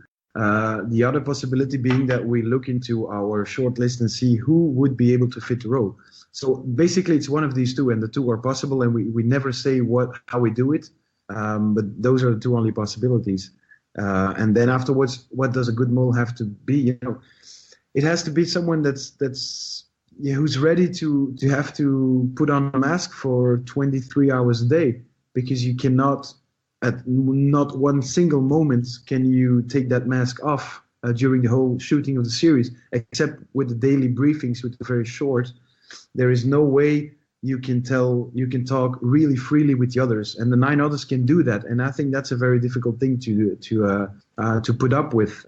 So you have to find someone that's capable of doing that. But look at the 3 finalists this year. All 3 of them could do it with their eyes closed. So that doesn't help you any further with your suspicion. But that one is the first thing we'll look for in a mole. You have to be able to do that. After that, the sabotaging, that's tailored to the specific assignments and the character of the mole, because we will never ask someone to change his or her character for the simple reason that the entire surroundings, his family, friends, or her would see through that, would say you're not the one, you're not acting like we know you. So the mole always behaves like the mole would behave in real life, and then we tailor the sabotages to that. Yeah, reminds me of the one task in the Argentina season where it was with the Passfragans, where Jules was saying that that he's like, oh, that was slightly not within my character to sabotage it the way I did. It was like the one time he felt like he screwed up the whole season. Yeah, well, he didn't screw up the whole season, of course, but he went very, very far into the sabotaging of that game. But he did that because Bruno had a very viable plan to work out the game and to play the game and to earn some money. So he tried to sabotage that. But Gilles, I know him. He's a very competitive guy. I might see him do this in another game that is not the mole. So I don't think it was a very big departure of who he is. But he felt bad about it. He didn't have to, because I think it was a good sabotage. It cost the group 3,000 euros, and it was a very intense discussion, and it was nice and interesting to watch. That actually brings up a good point. Do the moles get really just really question how they sabotage each task if it came off the right way, so that they don't draw suspicion? Are they constantly checking in with production as to how their sabotages were received? They don't talk to the production. They don't. I mean, when we leave, I saw them all in Mexico. I had seen him before, of course, because I was at some of the briefings. We don't know each other. He just behaves like a regular candidate that has no more contact with the production or any of my colleagues or me than the rest of them. But they get interviewed. No, that because that of course would be a giveaway. So no, that doesn't happen. The briefings happen during the interviews. They are interviewed pretty much every evening about the day's work and who do you suspect and what things did you see, and then with the mole we add that like a very short period when we tell or when we go over the next day's assignments and what the plan is, and that's it basically. The rest of the time we do not talk to each other. Sometimes I might talk to the mole on camera, but that's for the benefit of the last episode. But then, of course, that footage, goes under wraps and is secured somewhere else before we begin to edit it. We're very paranoid about these things, but we need to be. When you get a situation like you did with the Meeting the Mole challenge in South Africa, where you had to step in for Eileen, was that a really fun experience for you to pretend to be the mole for 10 minutes? It was, absolutely, because I looked like a dick in that suit. So that was very fun, but also it was fun because Eileen was acting, but so was I. So we needed to get our shit together basically and do a little act, and it was hard not to start laughing because it was a little bit absurd, of course, and I had to actually go a little bit through my knees because I don't know, I think 20 centimeters. I don't know how much inches that is. I'm sorry. Bigger than me. I'm a little bit bigger than she is. So you would, when I took the money away, you would be able to think the money is being taken from higher up. So this is someone else. So all these kind of little details made me look like a dork through my knees with that suit on, trying to take money from Eileen. It was nice. It was really nice to do, yeah. And then she was just sat there giggling, thinking, "You're doing a great job." No, she wasn't giggling. That's the cool thing. She was in but internally. Probably she was screaming out loud, laughing internally. But she was. It was fantastic. She was a great actress. She still is, I guess. But that is real nice to see. And basically, a lot of it is acting, of course. Me as well, talking to the group, knowing who the mole is, or talking to the group, knowing who the candidate is who is going to be leaving. I mean, I never tell what I know. So it's basically, for me as well, there's a little bit of, acting in it. And I guess it's difficult for you when you come home to not tell people outside of work anything about the season. It's pretty easy, actually. It's just fun. Don't ask me anything about the mole because I'm not telling you anything.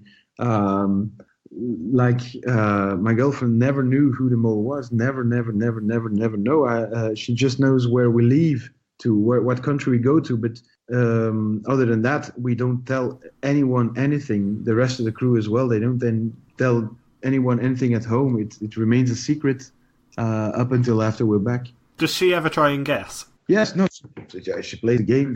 We're not together anymore, but she used to play the game like everyone else. Yeah, of course, which is very nice because I get to screw around with a lot of people. So I like to do that, and I like to laugh at her when she's suspecting the wrong candidate. Yeah.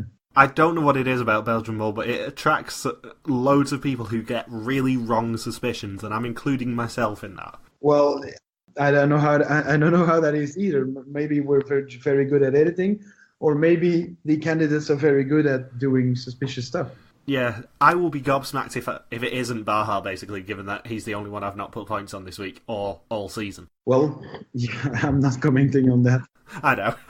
But I'll be gobsmacked for that exact reason if anyone other than Baha reveals themselves as the mole. You know what you might do? What's very fun to watch is to watch people's reaction when a candidate gets ousted from the game, or in this case, the reveal. So you need to point a camera at your head, put it next to your TV, and then just watch the show, because you will be laughing at your reaction. If you're right, you're going to be jubilant. If you're wrong, you're going to be gobsmacked. And either way, that's funny to watch afterwards.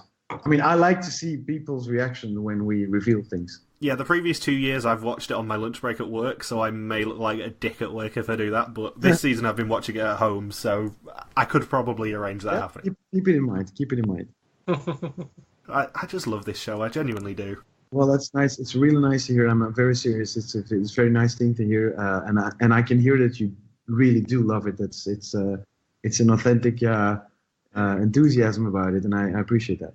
It's been a pet project of mine to get a mole season covered because I've been watching the Dutch one since like 2013. I've been watching your revival one. Yeah. I've loved this show for years. I mean, I remember watching the original UK mole. So to actually get the opportunity to cover this season is a victory in itself for me. And then, like, to have people listen to it and enjoy it, and then have you come on as well, is just the icing on the cake for me. It's nice. I absolutely love to hear what people that see the show think about it, because we don't get to know everything, of course, and we don't know what people think about it. I mean, we do basically, of course, because we read the forums and we keep an eye on social media. But it's always nice to just to speak to people. I cannot go out and have a drink these days without getting 1,000 questions. But I like it. I mean, it means that people watch the show and enjoy it and are involved with it. So to me, it's the best compliment you can give me. What's the weirdest question you've gotten about the mole with people coming up to you?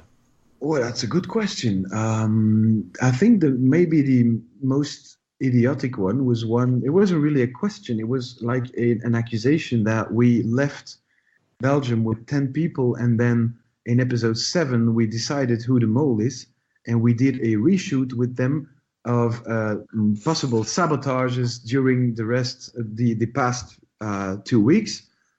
So basically that we decide the mole when we're almost finished shooting, which is of course complete and utter crap, because that would be stupid, because you cannot write what people are going to do. So you need to have some elements to in your screenplay, and some things you're going to have to shoot to tell your story afterwards. So people and this guy genuinely believed that we fucked with everybody in mind, and we just took the best guy that we could find in episode 7 and told him, "You're the mole. Act surprised or act proud." Without even mentioning how do you send people home if you have no.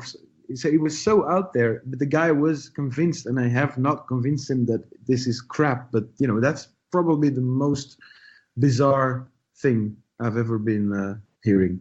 So just like alternate ending, just whatever you feel like, and that's who the mole is.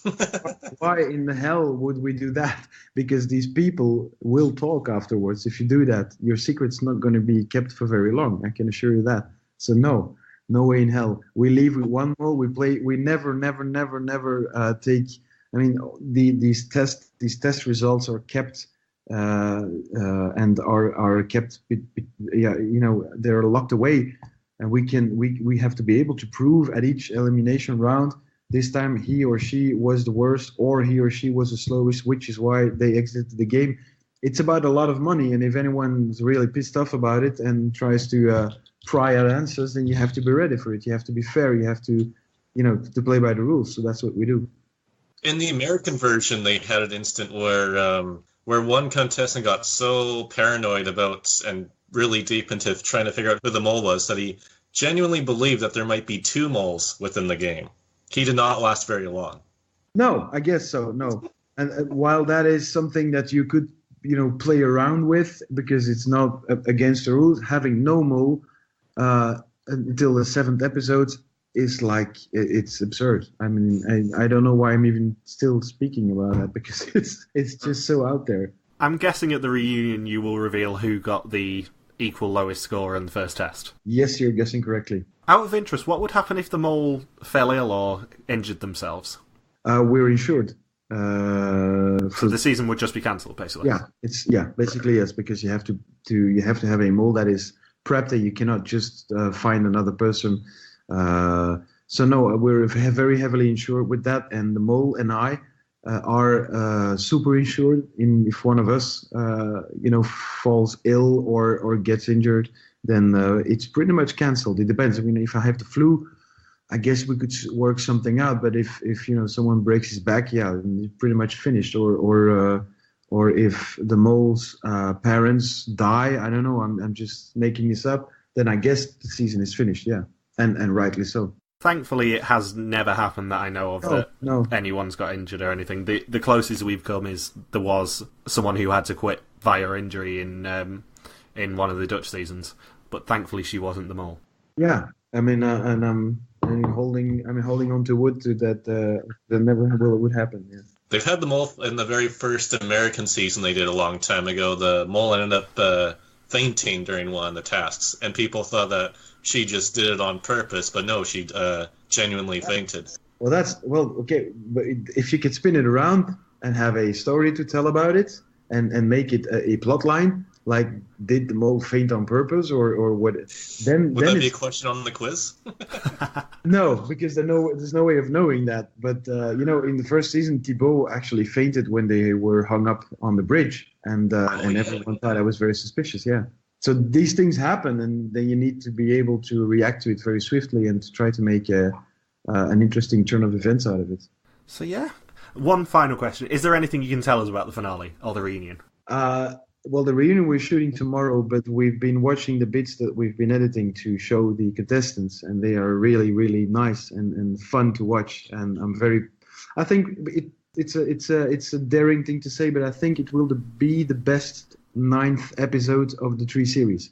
I think it's the one of which we're maybe the proudest, because it fits and it's fun, and you get a lot of answers, and so it will be very nice. Of course, we're shooting the biggest part tomorrow with the reunion. As to the finale, there is also a very, very funny moment with one of the 3 doing a task in which I still wet my pants when I look at it for the 20th time. It's a really fun moment, and it's right up until the last second. It's very, very, very tense and very.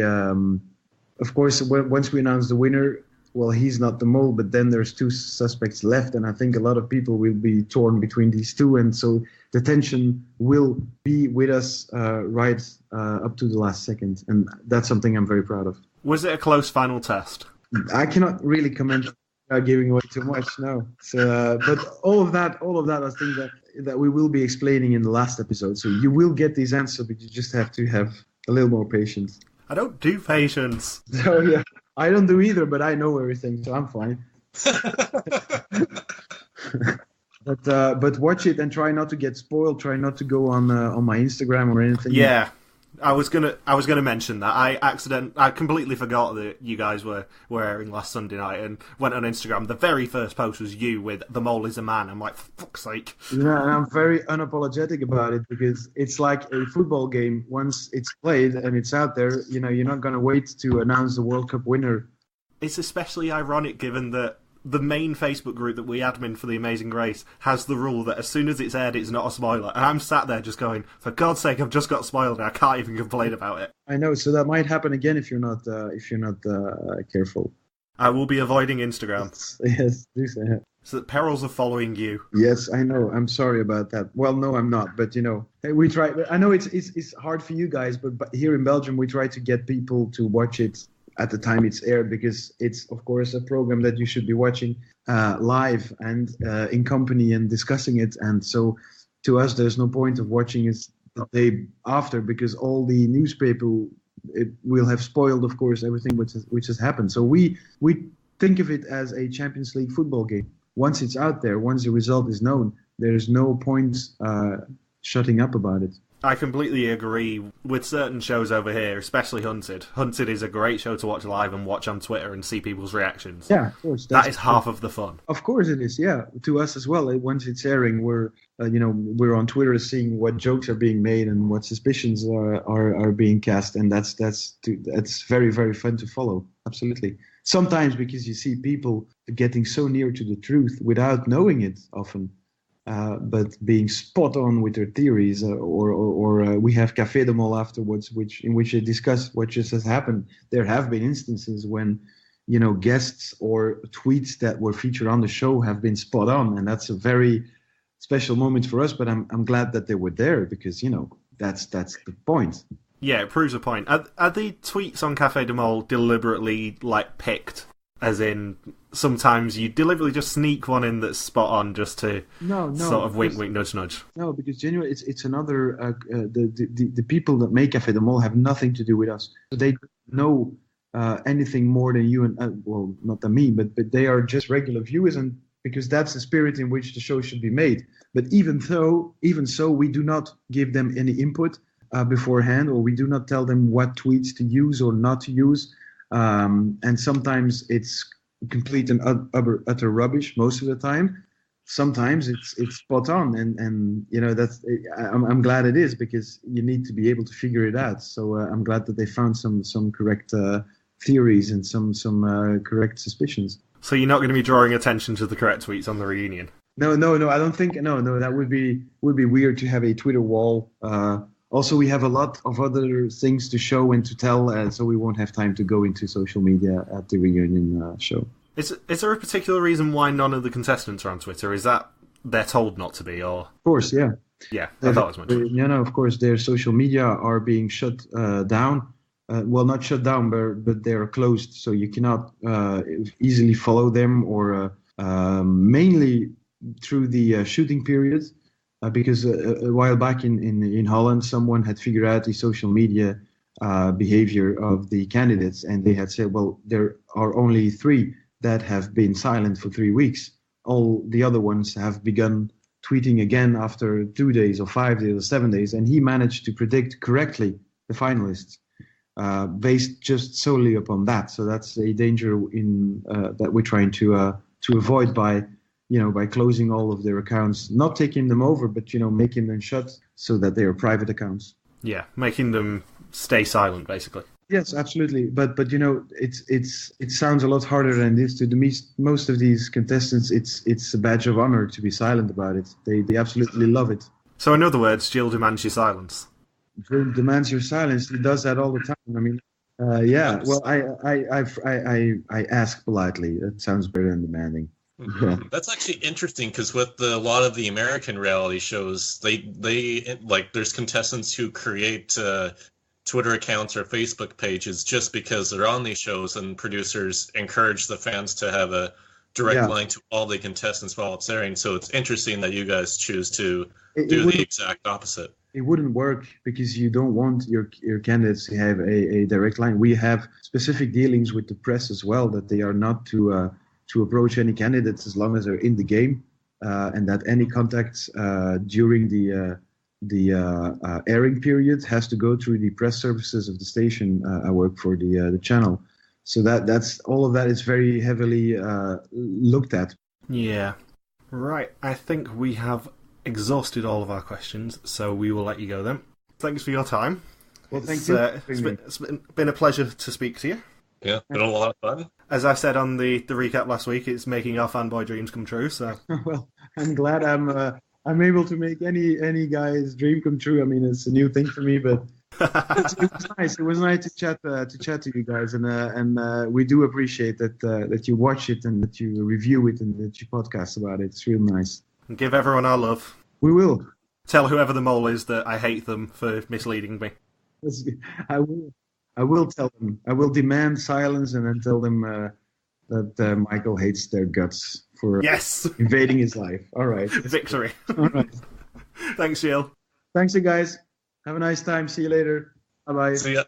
Well, that was awesome. Over 2 hours with the host of Belgian Mole. So, thank you to Gilles for being so generous with his time. And thank you for listening. And we will be back next week to dissect the finale and reveal how wrong we probably were, let's be honest.